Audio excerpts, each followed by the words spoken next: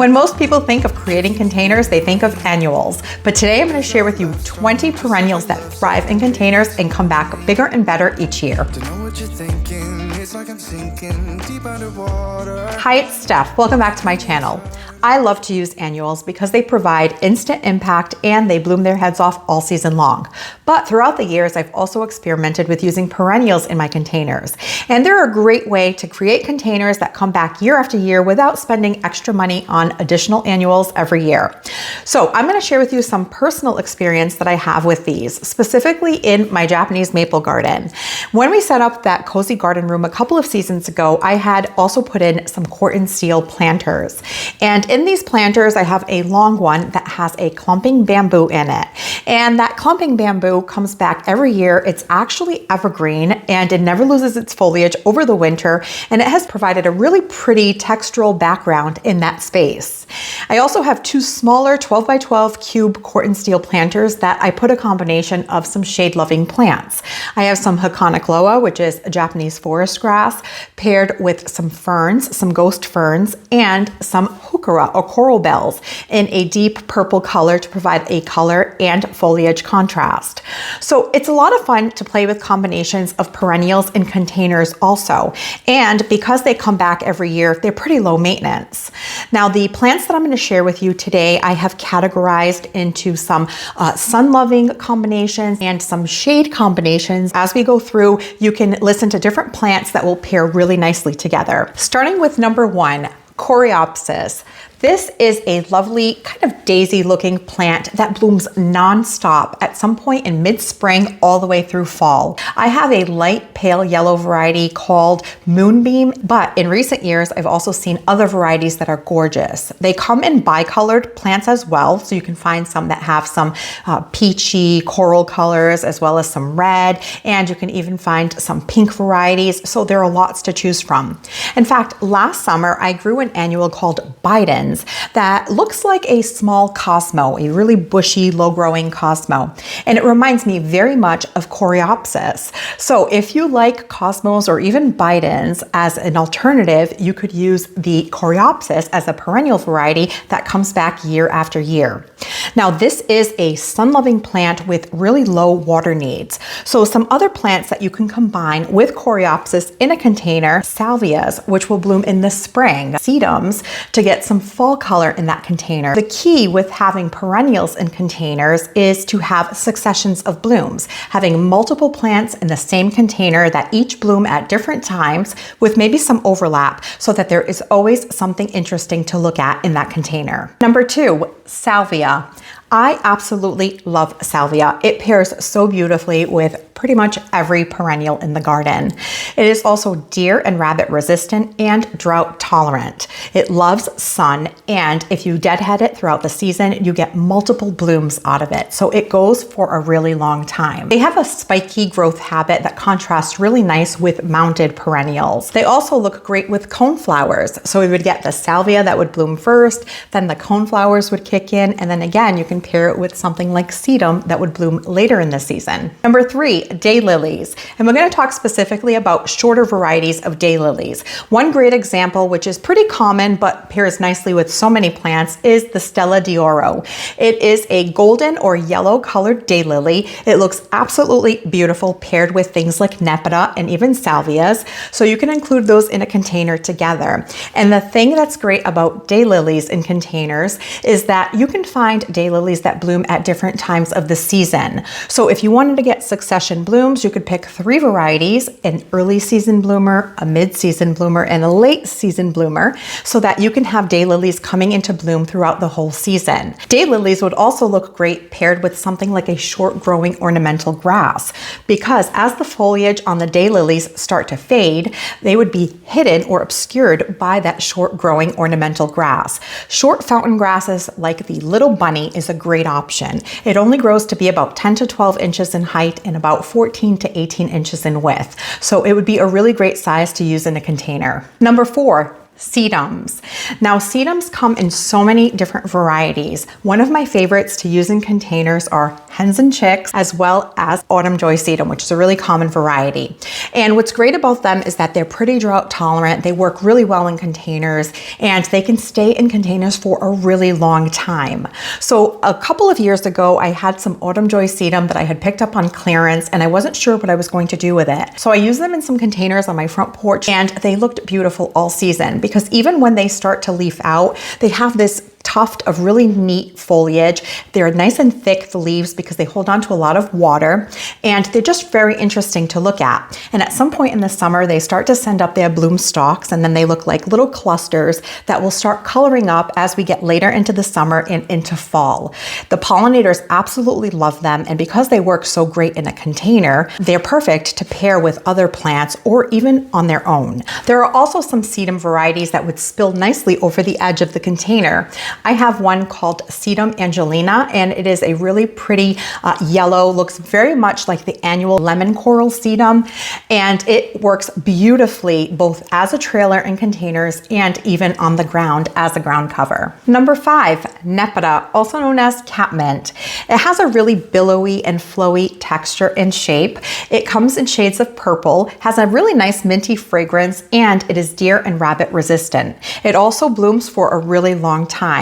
And throughout the season, as the blooms fade, you can just clean them up by cutting them off and deadheading the plant, and it'll keep the blooms coming.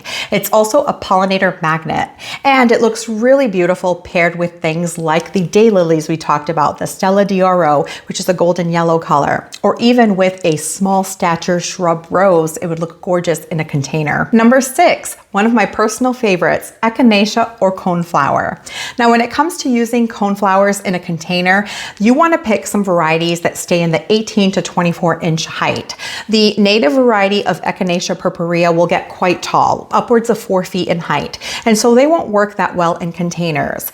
But Echinacea likes a well-draining soil and full sun, and as the blooms fade, which they stay in bloom for quite a long time, but even after they start to fade, you have those really pretty cone heads with all of the seeds that the birds, especially the goldfinches, really love. So they also provide some visual interest, and they feed our pollinator friends. Number 7, lavender. Lavender smells amazing, and it's a really drought tolerant plant. It comes from the Mediterranean, and so it likes a well-draining soil. So as long as your container has pretty good drainage where it's not going to get waterlogged, and you have it in full sun, lavender is going to perform beautifully in a container. Number 8, alliums, and we're talking about the clumping variety of perennial alliums. A popular variety is the Millennium, and they have these beautiful purple ball-shaped or sphere-shaped blooms, and they would contrast beautifully in a container with perennials like yarrow, for example, also known as achillea, specifically a light yellow variety or even a pink. They would look so pretty together. Another perennial that looks gorgeous paired with this is the coral jade sedum, which has a coral pink shade with that purple bloom. Would look beautiful to have the sedum for later season interest. Or you could use calaminta, which is a white version of Nepeta that blooms later in the season as well. Number 9, Scabiosa butterfly blue. This is one that I have been growing in my garden for several years, and what started me growing it was buying it for my spring containers. I actually had these in my spring containers for 2 to 3 years, and when I was done using them in the containers, I would plant them out in the landscape. But this is a rock star perennial. If you have never grown Scabiosa butterfly blue before, I highly recommend it. It blooms non-stop from spring all the way through fall. So it continues to bloom. It is a flower powerhouse, and the pollinators absolutely love it. So this is another really great perennial to utilize in containers as well as in the landscape. Number 10, roses. I actually learned this one by accident when I had a few English roses that were doing terribly for me in my landscape. They were full of yellow leaves and black spot, and so I dug them up and I put them in containers where they have been for the last 3 years or so, and they're doing a lot better. They've been getting healthier, the canes are getting larger, and I'm getting more blooms. So roses actually work really well in a container. Ideally, you want to pick a variety that is a shrub rose that stays relatively relatively compact, 2 to 3 feet tall and wide, but you can also prune them to size control if you wanted to. While they look really great as a standalone in a container, you can also underplant them with some things if you wanted to, something like a nepeta or even some alyssum seeds that you can sprinkle underneath to get some seasonal color. You can even use something like a trellis in the center if you have a spot where you don't have soil but you want to grow like a climbing rose. A container is a great option. Number 11, lamb's ear, and specifically the Helen von Steen. I have this one in my landscape, but it will work wonderfully in a container as well. It's a really vigorous grower. It is so low maintenance. It's a gorgeous silvery blue foliage plant. And so if you put it in combination with other foliage plants in a container, it is going to be really stunning to provide a color and texture contrast. It has a really fuzzy texture. The deer and rabbit stay away from it, and it does well in full sun. Although it can tolerate part shade, it just might be a little bit more green in part shade versus having that silvery blue color that makes it so beautiful if you have it in full sun. Number 12, hostas.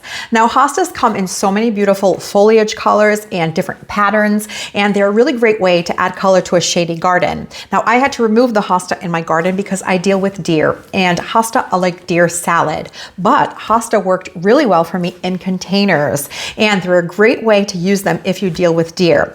Because they come in so many different colors and patterns, they add a lot of color to a shady area, and you can combine them with other shade-loving plants to create a really beautiful container. They can tolerate a little bit of drought, but they also can deal with some moisture in the soil, so they're very versatile, and they look really pretty paired with things like ferns or even some Japanese forest grass. They also look really great with things like astilbe, and they have similar soil and light requirements. I also like the idea of pairing a heuchera with a hosta and a Japanese forest grass. I think that would be a lovely shade combination. 13, ferns.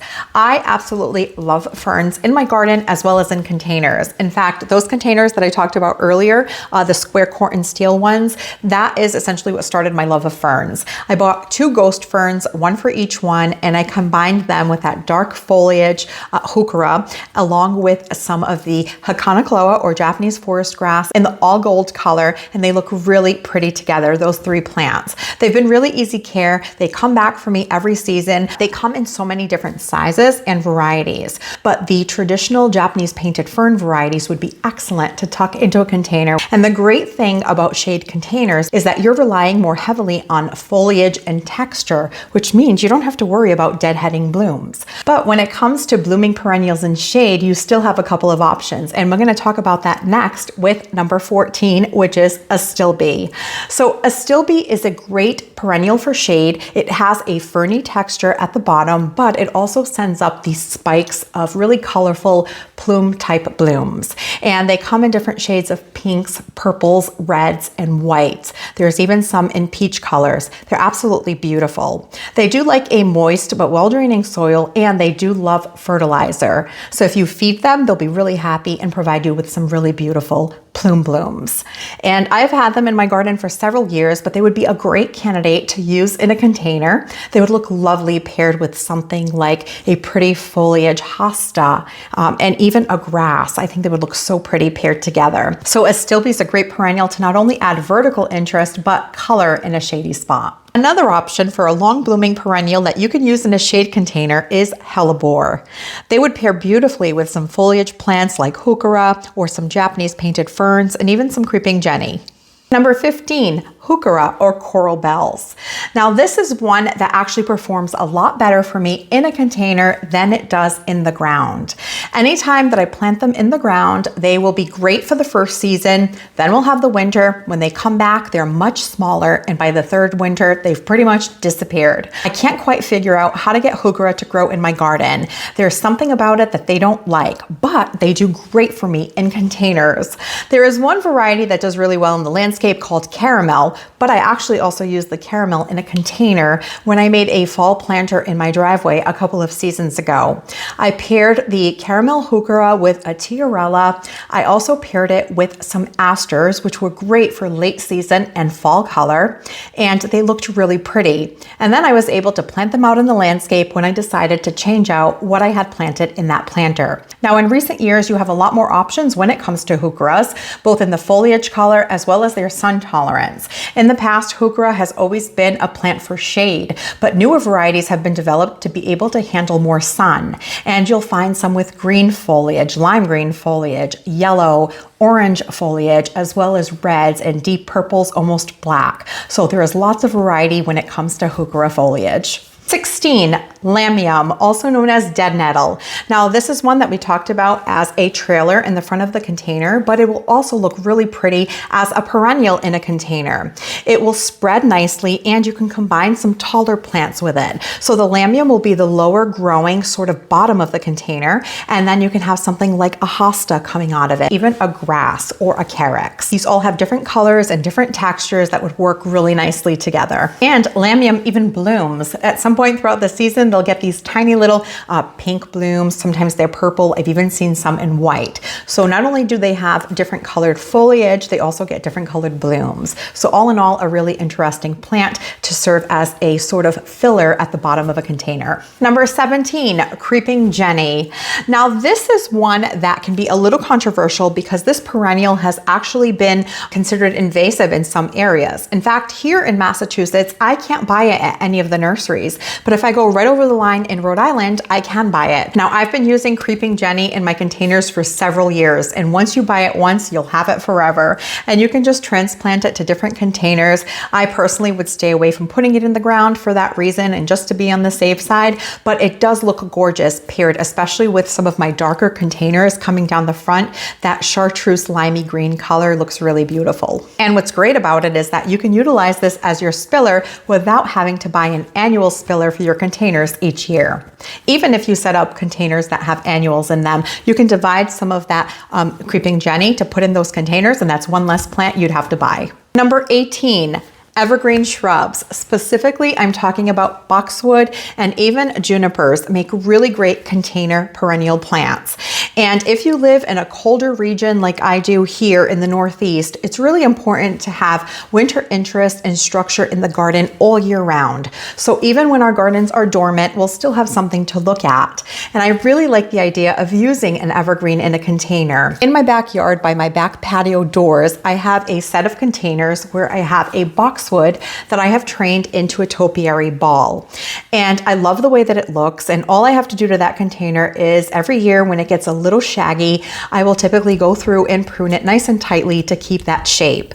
In fact, last season, George did it for me and he did a great job. And underneath, I have it underplanted with some creeping jenny. Really simple, but really beautiful. So that's another option, is to use an evergreen in a container. Now the boxwood's a great option for even a shade container because boxwood are one of the few evergreens that can take a part shade location. And my back patio gets pretty shady in the afternoon and they've done really well. Number 19, Japanese maples. Now, if you've been around my channel for any length of time, you might know that I really love Japanese maples. And my husband George and I have quite a collection at this point, upwards of 30 of them. And most of them are planted out in the landscape, but we keep a couple in pots and we really love the way that it looks. The other great thing about growing Japanese maples in pots is that sometimes you want to test the light requirements of the trees.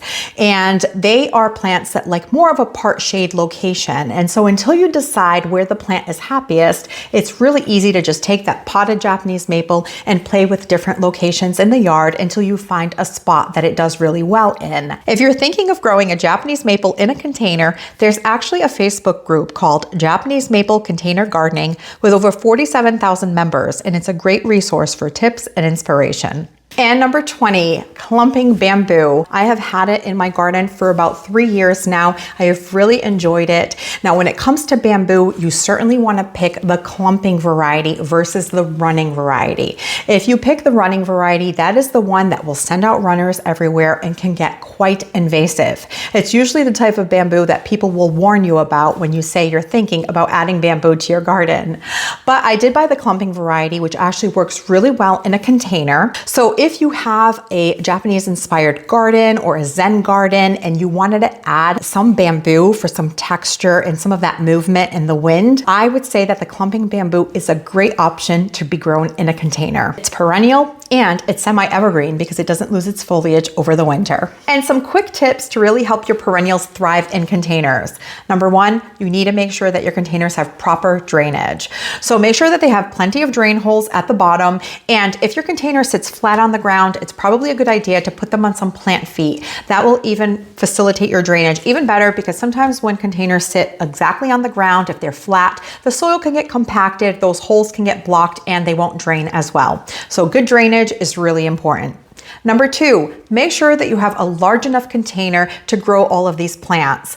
The bigger the container, the more soil it will hold, which means that you will have more space for root development, and more soil also holds on to more moisture, which means less maintenance on your part because you'll have to water less. Now, if you have perennials planted in your planters and you'll be leaving these containers outdoors year round, you'll want to look for containers that are either a plastic material or that they're frost resistant, especially if you live in a cold climate, so that you don't risk having them break or crack with that freeze thaw cycle. Next, you want to make sure that you have the appropriate soil in your containers.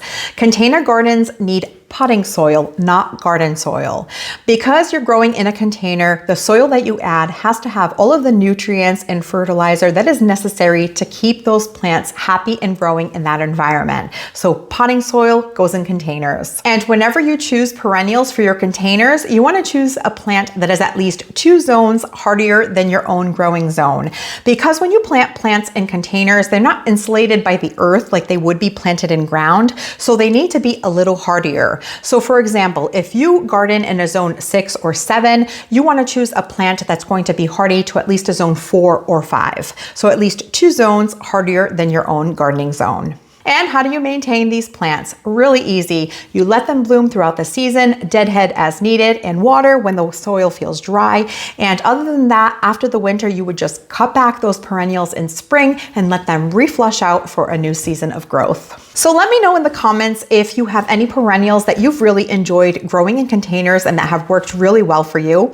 And the next time that you go to create a container, I hope this gave you an alternative to just using annuals. Maybe you can try some really pretty combinations of perennials. Thank you so much for spending your time with me, and I'll catch you in the next one.